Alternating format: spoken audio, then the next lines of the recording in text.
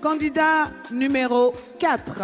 Taille réglementaire, humour hors norme, situation sentimentale, en réunion permanente, quorum jamais atteint.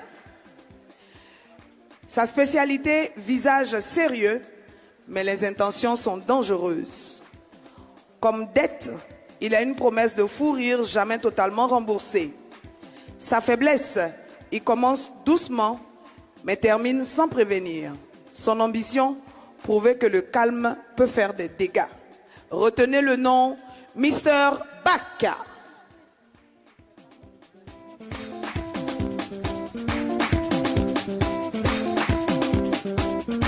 Public de bonjour, bonsoir. On va aller très vite, comme on n'a pas beaucoup de temps. Par applaudissement, est-ce qu'il y a des parents d'élèves dans la salle? Alors, j'ai un conseil pour vous. Chaque matin, quand vous vous réveillez, prenez au moins 5 minutes pour avoir peur de votre enfant. Je sais pourquoi il dit ça. Vous savez, c'est vrai que nous, avant, quand on était élèves, on volait nos parents. Mais les enfants de maintenant, là, ils ne sont pas là pour s'amuser. Hein? Non, ils ne sont pas là pour rigoler. Moi, mon propre fils, même pas même mère. C'est mon fils. Il vient me trouver la dernière fois, il dit, papa, notre maître dit, chaque parent n'a qu'à donner 250 000 à son enfant, on va refaire la clôture de l'école. Il dit, tu dis quoi? 250 000. Il dit, papa, si, il y a 12 000 francs, ouais. Il a dit, je n'ai pas 12 000, je n'ai pas 12 000. C'est 2 000 francs à te donner. Papa, notre maître n'est pas compliqué, même si c'est à 2 000, il va prendre. Mais il ne s'arrête pas là. La dernière fois, il s'amène. Papa, notre maître est mort. Notre maître est mort. Il dit que chaque parent n'a qu'à donner 50 000 à son enfant. Ils vont prendre pour cotiser pour payer ses cueils. Il dit, hey, tu dis qui est mort? Papa, c'est notre maître. Maintenant, qui a dit de cotiser 100 000 pour payer ces cueils-là? C'est notre maître. En tout cas, je l'ai regardé de fond en comble, de haut en bas. Je ne sais même pas ce qu'il a lui faire. Il est mordu. Non, mais en clair, quand je pour faire plus sérieux, hein, quand je réfléchis même, le système scolaire, là, il faut qu'on revoie ça. Parce que moi, actuellement, où je suis là, je suis en train de voir comment je vais réussir à convaincre l'État de récupérer les diplômes qu'ils m'ont donnés et puis de rembourser tout l'argent que mes parents ont dépensé dans mes études, comme ça, et aller entreprendre dans quelque chose. Parce que ce système scolaire-là, il faut qu'on le revoie. Pourquoi on ne va pas former les enfants en fonction de ce qu'ils doivent devenir? Par exemple, en Europe, là, les petits blancs, là, ils ont à peine 3 mois, 6 mois. C'est eux qui fabriquent les portables que vous utilisez là. Non, c'est bon. J'avoue que j'ai un peu exagéré. Ils ont à peine 2 ans, 3 ans. C'est eux qui fabriquent les portables là. Hein? Aujourd'hui, on a des gens qui vont avoir licence, doctorat, et puis après ils deviennent vigiles. Est-ce que ça, c'est nécessaire?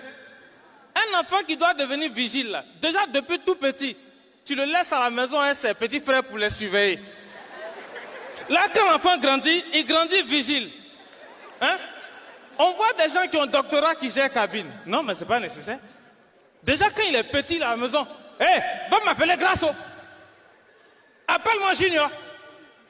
Appelle-moi Hervé. Comme ça, quand il grandit, lui-même, il a les réflexes déjà de gérant de cabine. Je ne sais pas si vous voyez. Bon, toi, ton enfant vole viande dans sauce, et puis tu le frappes. Aïe. Tu ne sais pas que c'est le futur agent de eaux et forêt qui est là. Vous n'avez pas remarqué qu'il y a beaucoup de djoula dans la police? Mais c'est normal. Depuis ils sont petits là, ils poursuivent les magouillas. Donc maintenant qu'ils ont grandi, ils poursuivent les voleurs. Hein? Même, regardez, je prends par exemple, en matière de chirurgie, les meilleurs chirurgiens, je dis bien, les meilleurs chirurgiens, c'est les guerriers. Parce qu'eux, ils maîtrisent bien toutes les parties du corps humain. Et ils connaissent les bons morceaux. Si vous voulez faire, vous faites ça ensemble, là c'est joli.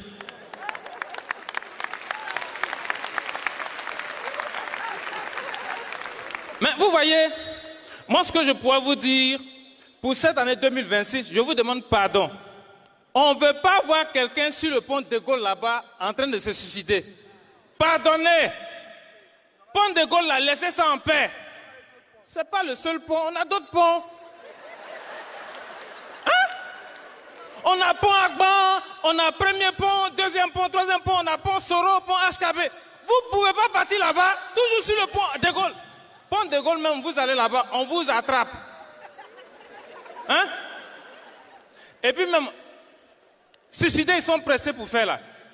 D'autres même, ça n'a pas fait. Suicider qui est facile comme ça là. Hein? La dernière fois, j'arrive au niveau de Agban là. Il y a un gars, on dit, il a sauté du pont Agban. Il est couché là. Malheureusement, il n'est pas mort. Toi, tu es te suicider et puis tu sautes à tes 2 pieds. Non, on ne fait pas ça. Bon, maintenant là, tu as 2 problèmes. C'est-à-dire que le problème qui t'a amené à vouloir te suicider, et puis maintenant tu dois payer fauteuil roulant. C'est pourquoi moi, généralement, quand je veux me suicider, c'est toujours ma tête d'abord. C'est comme ça qu'on fait. La dernière fois comme ça, il y a un vieux du là, il voulait se suicider. Toi, tu te suicides, tu prends quoi, tu mets dans ton cou.